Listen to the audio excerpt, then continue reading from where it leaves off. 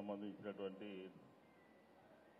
నగర అధ్యక్షులు కోటేశ్వరరావు గారు, సభాధ్యక్షులు, రాష్ట్ర కార్యదర్శి పెద్దలు మిత్రులు రామకృష్ణ గారు, జంజాల్ శంకర్ గారు, సిపిఎం పార్టీకి సంబంధించినటువంటి కాశీ గారు, కాంగ్రెస్ పార్టీకి సంబంధించినటువంటి నరసింహరావు గారు, అలాగే మా మిత్రుడు శంకర్, ఇంకా చాలామంది ఉన్నారు. అందరి పేర్లు చెప్తే అందరూ మిత్రులే. ఈరోజు ఈ ప్రైవేటు వ్యక్తులకి ఆర్టీసీ స్థలాలని కేటాయించడం, దీంతోపాటు రాష్ట్రంలో భూ పందేరం, భూ పంపిణీ ఒక పారదర్శకమైనటువంటి విధానం లేకుండా ఏ రకంగా ఈ సంవత్సర కాలంలో జరుగుతుందో మనం అందరం కూడా చూస్తూ ఉన్నాం. ఈరోజు ఈ రౌండ్ టేబుల్ సమావేశానికి చాలామంది పెద్దలు, ఇందాక రామకృష్ణ గారు చెప్తున్నారు, రైతు సంఘాలకు సంబంధించి ఇతర రకరకాలైనటువంటి ప్రజాహితం కోరుకునేటటువంటి ఆర్గనైజేషన్స్, వ్యక్తులు, సంస్థలు అందరూ కూడా, మహిళలు అందరూ కూడా ఈ కార్యక్రమాల్లో భాగస్వాములు కావటం, వారి వారి అభిప్రాయాల్ని ఈరోజు చెప్పాలి అని చెప్పని ఈ కార్యక్రమానికి వచ్చినటువంటి అందరికీ, ఆర్గనైజ్ చేసినటువంటి సిపిఐ వారికి అందరికీ కూడా ముందుగా ధన్యవాదాలు తెలియజేసుకుంటాం. ఉదాహరణ తీసుకుందాం మనం, లూలు కంపెనీ. ఆ కంపెనీకి విజయవాడకు సంబంధించినటువంటి పాత బస్ స్టాండ్కి సంబంధించినటువంటి ఆర్టీసీ స్థలాల్ని 4 ఎకరాల 15 సెంట్లకు సంబంధించినటువంటి స్థలాల్ని ఆ కంపెనీకి ఎందుకు ఇవ్వాల్సి వచ్చింది అని చెప్పని ఈ సమావేశం ప్రభుత్వాన్ని కోరుతోంది. ముందు వెనక చూడకుండా జనవరి 16వ తారీఖున ఆ కంపెనీ చైర్మన్ వచ్చి చంద్రబాబు నాయుడు గారిని కలిస్తే ఆటోమేటిక్గా ఆ కంపెనీకి సంబంధించినటువంటి ఫైలు ఆగమేఘాల మీద నడిచిందనమాట. కనీసం రిక్వెస్ట్ ప్రపోజల్ కూడా లూలు కంపెనీ నుంచి గవర్నమెంట్కి వెళ్ళలేదు. వెళ్ళకుండానే బందర్ రోడ్లో 3 లక్షలు ఉంది గజం, దాదాపుగా అది 600 కోట్ల రూపాయలు చేసేటటువంటి స్థలాన్ని ఆయాచితంగా వారికి కావలసినటువంటి కండిషన్స్ అన్నీ కూడా అందులో పెట్టి వాళ్ళకి ఏకపక్షంగా ఆ నిర్ణయం ఆర్టీసీని, నష్టాల్లో ఉన్నటువంటి ఆర్టీసీని మరింతగా నష్టాల్లో కూరుకుపోయే విధంగా ఈ ప్రభుత్వం యొక్క చర్య, ప్రభుత్వం యొక్క నిర్ణయం ఉంటుంది అని చెప్పిన కూడా ఈ సందర్భంగా మనం చేసుకుంటూ ఉన్నాం. దాంతోపాటు అక్కడ 3 అంతస్తులకు సంబంధించినటువంటి బిల్డింగ్ కట్టుకోవడానికి వాళ్ళు మొత్తం టోటల్గా వాళ్ళు పెట్టేటటువంటి పెట్టుబడి ఎంత అంటే 162 కోట్లు మాత్రమే. 600 కోట్ల రూపాయలు ఖరీదు చేసేటటువంటి స్థలంలో 160 కోట్ల రూపాయలు బిల్డింగ్ కన్స్ట్రక్షన్ చేసి వాళ్ళకు కావాల్సిన విధంగా వాళ్ళు సబ్లీజులకి, లీజులకి ఇచ్చుకోవటం. విజయవాడకి ఒక పేరుంది, వ్యాపార కోడలి అని చెప్పారు. ఎందుకు వచ్చింది ఆ పేరంతా కూడా? బీసెంట్ రోడ్డు కానీ, గవర్నర్పేట కానీ, కాళేశ్వరం మార్కెట్ కానీ, గాంధీనగరం కానీ ఆ చుట్టుపక్కలంతా కూడా వ్యాపార కూడలిగా ఉంటుంది. ఈ లూలు మాలు ఆ డిపోలో కనుక కడతం జరిగితే విజయవాడ నగరంలో సగభాగం వ్యాపారం పూర్తిగా మూసుకోవాల్సినటువంటి అవసరం వస్తుంది అని చెప్పిన కూడా ఈ సందర్భంగా ప్రభుత్వం గుర్తించాలి. ప్రభుత్వం ఏదో వాళ్ళకి కావాల్సిన వాళ్ళకి ఇచ్చేయడం ఇదే కాదు, గతంలో కూడా 14, 19లో కూడా అంబిక సంబంధించినటువంటి వాళ్ళకి కూడా అది ఇచ్చారు. అయితే వాళ్ళైతే వెనక్కిపోయారు ఆ రోజున. ఈరోజు లూలు కంపెనీకి ఇక్కడే కాదు, విశాఖపట్నంలో హార్బర్ పార్క్ ఎదురుకుండా దాదాపుగా 13.4 ఎకరాలని అత్యంత ఖరీదైనటువంటి 100 కోట్లు పైగా ఉంటుంది ఆ భూమి అంతా కూడా, దాన్ని కూడా అడిగిందే తరువుగా ఇచ్చేసేయడం జరిగింది. కొన్ని సంస్థల పట్ల, కొంతమంది వ్యక్తుల పట్ల ప్రభుత్వము విధానాలని పక్కన పెట్టి, రూల్స్ని పక్కన పెట్టి ఈ రకమైనటువంటి భూ పంపిణీ చేయడం ద్వారా ప్రభుత్వానికి వచ్చేటటువంటి ప్రజలకి జరిగేటటువంటి నష్టం అపారంగా ఉంటుంది అని కూడా మనం ఈ సందర్భంగా చెప్పచ్చు. ఈ 2 సంఘటనలే ఉదాహరణకి మనం మాట్లాడుకుంటే, విశాఖపట్నంలో లూలు కంపెనీకి ఇచ్చారు హార్బర్ పార్క్ ఎదురుకుండా, విజయవాడ బస్ స్టాండ్ని వాళ్ళకి దారాదత్తం చేశారు. ఏదన్నా ఒక ఉద్యోగాలు వస్తాయంటే ఆ మాల్లో వచ్చేటటువంటి ఉద్యోగాలు ఏ రకమైనటువంటి ఉద్యోగాలు, ఏ రకంగా చుట్టుపక్కల ఉన్నటువంటి వ్యాపార ప్రదేశాన్ని అంతా కూడా దెబ్బతీసే విధంగా ఉంటే, మూసేసుకునే విధంగా ఉంటే, ఈ రకమైనటువంటి చర్యల మూలంగా వ్యాపార రంగం విజయవాడలో పూర్తిగా దెబ్బతింటుంది. మీరు అంతగా ఆ సంస్థ మీద ప్రేమ ఉంటే మీరు ఎక్కడెక్కడో ఇస్తున్నారు కదా, దూరంగా నగరానికి దూరంగా ఇవ్వండి. అది కూడా కాకుండా అది ఒక పెద్ద ట్రాఫిక్ జంక్షన్ అనమాట. 2 రోడ్లు కలిసేటటువంటి జంక్షన్లో నువ్వు ఒక 400 300 షాపులు కడితే వచ్చేవాళ్ళు పోయేవాళ్ళు ఆ జామ్ అయిపోయి వెళ్ళడానికి ఆస్కారం ఉంటుందా? ఆర్టీసీకి నష్టం, ప్రజలకు ఇబ్బంది, వ్యాపారస్తులు పూర్తిగా దెబ్బతినిపోయేటటువంటి పరిస్థితి ఉంది. లూలు కంపెనీకి సంబంధించినటువంటి పరిస్థితి ఇది. దీంతోపాటు ఇంకా ప్రభుత్వం అక్కడెక్కడో ఎంపీ గారికి ఒక ఎకరం 100 మొత్తం అంతా కూడా 100 ఎకరాల పైగా ఇచ్చారు. 19 కోట్ల రూపాయలకి ఇచ్చేశారు మల్లవోల్లో, ఉమ్మడి కృష్ణా జిల్లాలో.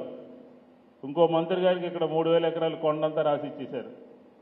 జయంతిపురంలో ఈ మధ్య శంకర్ అక్కడికి వెళ్ళినట్టున్నట్టు జయంతిపురంలో కూడా 500 ఎకరాలు దారాదత్తం చేశారు. ఏపీఐఏసీ అడ్డం పెట్టుకుని పేదల దగ్గర భూములు తీసుకుంటుంది ఈ ప్రభుత్వము. ఎకరం, అరెకరం, 2 ఎకరాలు రాష్ట్రంలో ఉన్నటువంటి వివిధ ప్రాంతాల్లో అందరి దగ్గర నుంచి కూడా కలెక్ట్ చేసుకుని, అందరి దగ్గర కూడా తీసుకుని, ఒక విధానం లేకుండా, ఒక పద్ధతి లేకుండా ఆంధ్రప్రదేశ్లో సంవత్సర కాలంలో భూ కేటాయింపులు ఎంత ఇప్పటికప్పుడుగా జరిగాయనంటే ఒకసారి రికార్డు పరిశీలిస్తే లక్షల ఎకరాలు భూదానం చేస్తూ ఉన్నారు. ఇది సరైనటువంటి విధానమేనా? సరైనటువంటి పద్ధతేనా? ఒకరికి రూపాయికి ఇస్తారు, ఉర్సా కంపెనీకి అయితే రూపాయికి 99 పైసలకి ఇచ్చేస్తారు. ఇంకొకరికి 1000 రూపాయలకి ఇస్తారు, ఇంకొకరికి 2000కి ఇస్తారు, ఒకరికి 50 లక్షలకి ఇస్తారు. ఒక భూ పంపిణీలో, భూ విధానంలో జీవోని ఫాలో అవ్వట్లేదు. ఉమ్మడి ఆంధ్రప్రదేశ్లో భూ పంపిణీ చేయాలంటే ఏ రకంగా చేయాలి అనేది ఒక అందరూ కూడా ఆఫీసర్స్ అందరూ కూడా పొలిటికల్ పార్టీస్ అన్నీ కూడా కలిసి డిసైడ్ చేసినటువంటి జీవోని ఈ ప్రభుత్వం తొంగలో దొక్కింది, అమలు చేయట్లేదు, దాన్ని పరిశీలించట్లేదు. ప్రతి జిల్లాలోనూ కూడా ఎంఎస్ఎంఈ పార్కుల పేరు మీద దాదాపుగా 5000 ఎకరాలు ఇప్పుడు దారాదత్తం చేయడానికి, వాళ్ళకి కావలసిన వాళ్ళకి, వాళ్ళకి ఇష్టమైనటువంటి వాళ్ళకి ఇచ్చేసుకోవడానికి. పార్కులు డెవలప్ చేయాలి అంటే, ఇండస్ట్రియల్ డెవలప్మెంట్ జరగాలంటే కొంత చేయాల్సినటువంటి అవసరం ఉంటుంది. కానీ మీరు చేసినటువంటి కార్యక్రమాల మూలంగా, మీరు తీసుకున్నటువంటి నిర్ణయాల మూలంగా ఎక్కడైనా ఉద్యోగ అవకాశాలు వచ్చినాయా, పెట్టుబడులు వచ్చినాయా? ఒక వైట్ పేపర్ ప్రకటించండి.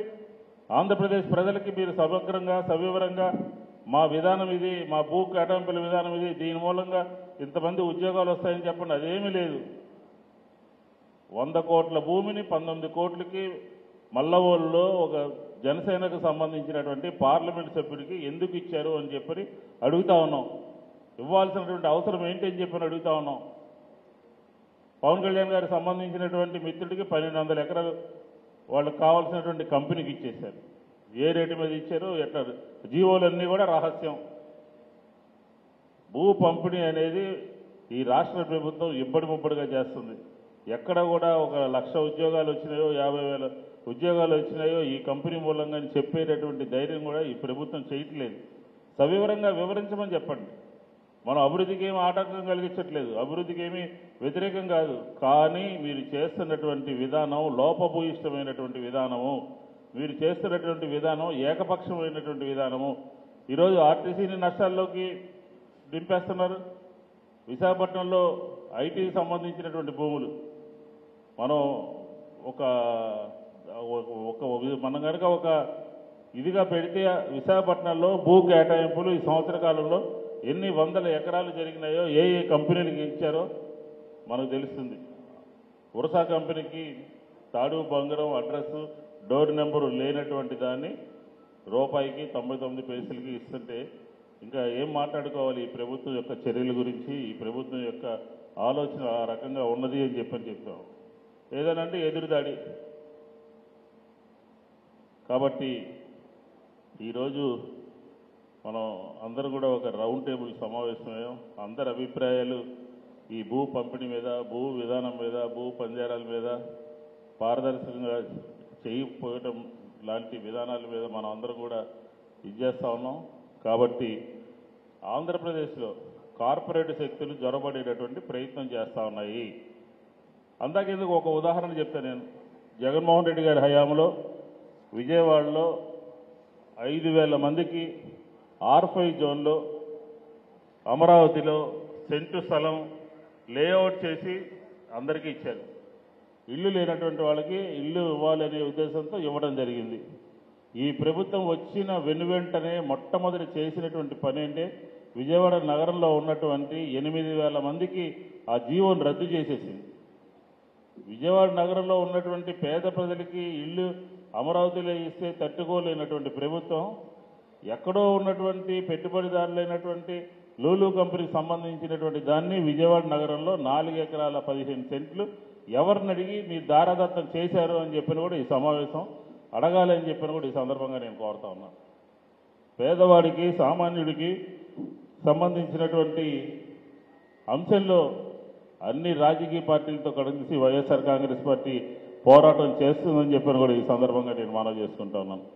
కాబట్టి ఇలా చెప్పుకుంటూ పోతే అనేక అంశాల్లో విశాఖపట్నంలో కానీ రాయలసీమలో కానీ అలాగే ప్రకాశం జిల్లాలో కానీ ఆఖరికి మన జిల్లాలోనే ఒక ఎంపీకి 100 ఎకరాలు ఇవ్వడం జరిగింది. మల్లవోల్లో ఇద్దరు ముగ్గురు 2-3 ఎకరాలు ఒక కంపెనీకి ఇస్తే వాళ్ళు నిదానంగా పైకి వచ్చి వాళ్ళు నిలబడి వాళ్ళ కాళ్ళ మీద నిలబడేటటువంటి ప్రయత్నం ఉంటుంది. 100 ఎకరాలు ఒకటే కంపెనీకి ఇవ్వడం మూలంగా ఎవరికి మేలు జరుగుతుంది? ఎవరికి మంచి జరుగుతుంది?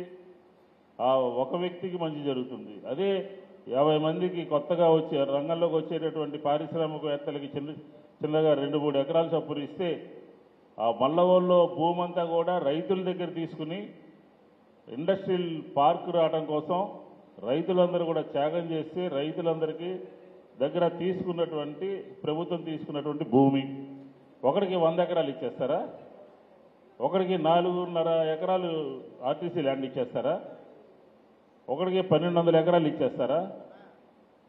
పూర్తిగా ఈ ప్రభుత్వం అన్ని జిల్లాల్లోనూ ఉన్నటువంటి ప్రభుత్వానికి సంబంధించినటువంటి ప్రజల యొక్క ఆస్తిని కొంతమంది వ్యక్తులకి దారాదత్తం చేస్తూ ఉంది. దీన్ని వైఎస్ఆర్ కాంగ్రెస్ పార్టీ తీవ్రంగా వ్యతిరేకిస్తూ ఉన్నాము. మీరు తీసుకునేటటువంటి ఈ సమావేశంలో మీరు తీసుకునేటటువంటి నిర్ణయానికి కట్టుబడి ప్రభుత్వం మీద పోరాటం చేయడానికి మేము కూడా మీతో పాటు ఉంటాము అని చెప్పిన కూడా ఈ సందర్భంగా నేను మీ అందరి దృష్టికి కూడా తీసుకొస్తా ఉన్నాను. కాబట్టి ఇంకా సమగ్రంగా నా దగ్గర ఇంకా బోల్డంత సమాచారం ఉంది. ఈ భూ కేటాయింపుల మీద భూ విధానాల మీద ఏ రకంగా మనం ప్రజలకి చైతన్యవంతులు చేయాలో ఆ రకంగా ఈరోజు ఈ సమావేశం తీసుకునేటటువంటి నిర్ణయానికి కట్టుబడి భవిష్యత్తులో ఒక ఉమ్మడి కార్యాచరణ ప్రణాళికని రూపొందిస్తే అందరం కలిసి పనిచేద్దామని చెప్పని కూడా ఈ సందర్భంగా తెలియజేసుకుంటూ 11 గంటలకు కొన్ని 2-3 కార్యక్రమాల్లో ఉండాల్సిందిగా ముందే మాట్లాడతానని చెప్పని అధ్యక్షుల వారి అనుమతి తీసుకున్నాను. అలాగే రామకృష్ణ గారు కూడా చెప్పడం జరిగింది. ఇంకా ఈ సమావేశంలో ఉన్నటువంటి పెద్దలు వివిధ రాజకీయ పక్షాల వారందరూ కూడా అన్యదా భావించకుండా అనుమతిస్తారని చెప్పని కోరుకుంటూ సెలవు తీసుకుంటాను. నమస్కారం.